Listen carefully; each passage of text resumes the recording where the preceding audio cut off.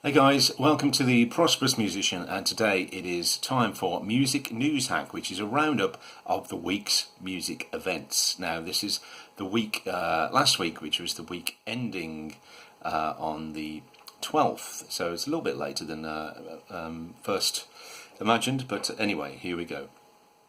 So, Sony Music Publishing returns with a modern vision. They have rebranded themselves from Sony ATV to Sony Music Publishing.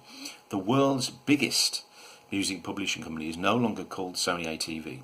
The rebrand of the US quoted public company sees the Sony Music Publishing name return for the first time in over 2 decades, over 20 years, and it's got a brand new logo. The move marks 25 years since Sony/ATV was first established through a joint venture with, guess who? Who? Who was it? That's right, Michael Jackson. Sony ATV was a joint venture with Michael Jackson. Now there you go. You didn't know that, did you? And TikTok, moving a bit more forward into the modern era. TikTok and Universal Music sign global licensing deal. This is big. TikTok now has fresh worldwide licensing deals in place with all 3 major record companies. After announcing deals with Sony, now called Sony Music Publishing, in November, and Warner Music Group in December, the ByteDance-owned video app revealed on Monday, February the 8th, that it has struck an expanded global licensing deal with Universal Music Group, UMG.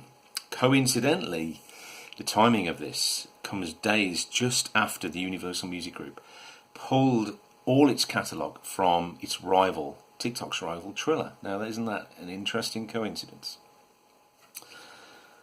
And also in the week's music news, Soundcloud have a new member of the board of directors now, has added music industry executive Troy Carter to its board of directors.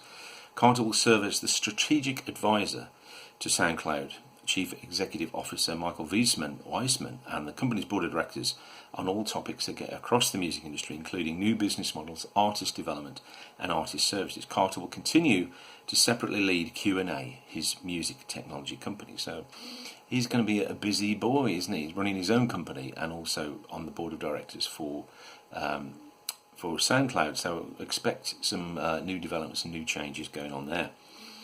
And Universal UMG, again in the news this week, joining forces with 2 K-pop, Korea pop titans, Big Hit Entertainment and YG Entertainment, to invest in new digital live streaming platform with ambitions on a global scale. Of course it's going to be a global scale if they're involved with it.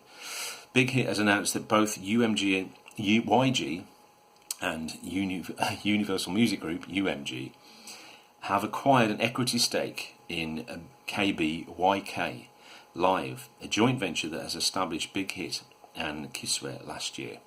So these big, obviously, they're planning ahead, even though the pandemic may be sort of coming to an end soon. That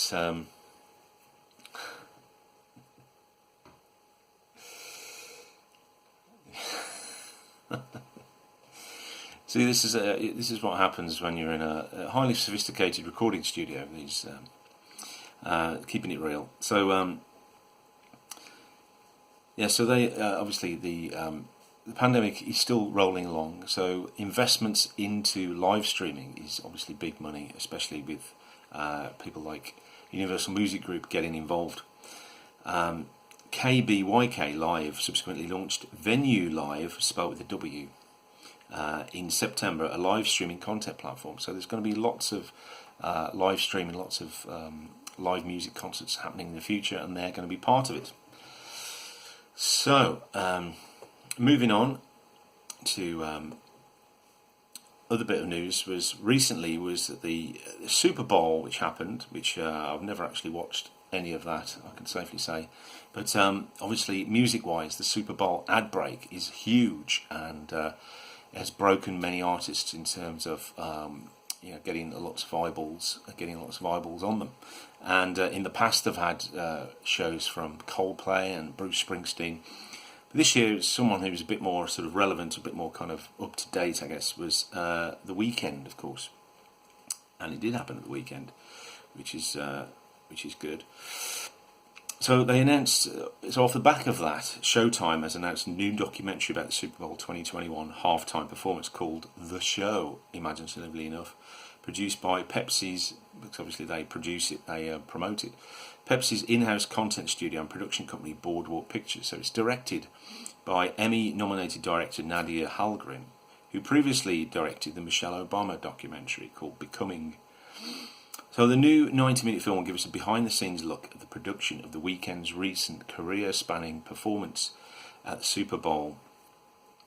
It's set for release later this year. So if you're a fan of the Weeknd, if you enjoy the Super Bowl performance, there's a whole 90-minute documentary about what went down behind the scenes there.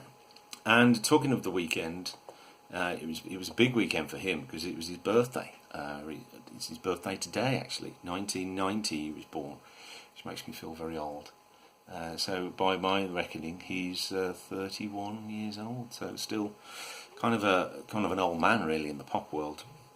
But also, what happened on this day, on 1991, a year after the Weeknd was born, The Simpsons were at number one.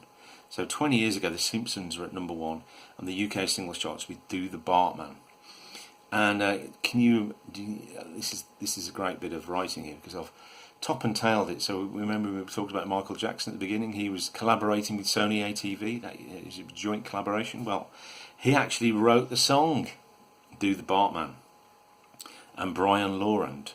The Simpsons became the first cartoon characters to make number one since the Archies hit Sugar Sugar in 1969. Jackson was a massive fan of The Simpsons and had called the producers one night offering to write Bart a number one single and do a guest spot on the show. So that's the power of The Simpsons and the power of Michael Jackson, knowing that whatever he wrote would go to number one, because The Simpsons at that time in 91 were massive.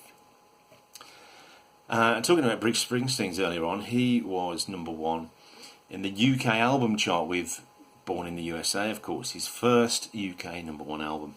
It was his 7th studio album, so it took him that long really to sort of become known, certainly in the UK anyway. It was the best-selling album of 1985 in the United States, so this was 1985 obviously. The album produced a record-tying string of 7 top 10 singles. Can you name them? No, I can't either. And finally, on this day in 1999, Robbie Williams won 3 awards at the year's Brits. The singer won Best Solo Artist, Best Single for Angels, and Best Video for Millennium. So that was his kind of year, wasn't it? Sort of 98, between 98 and early 2000, he was kind of untouchable. But how times have changed. The Manic Street Preachers won Best British Group. Natalie Imbruglia won Best International Female Artist. And the best group went to The Cause. So there you go. That's all. That's it for today. That's it for the music news hack for this week.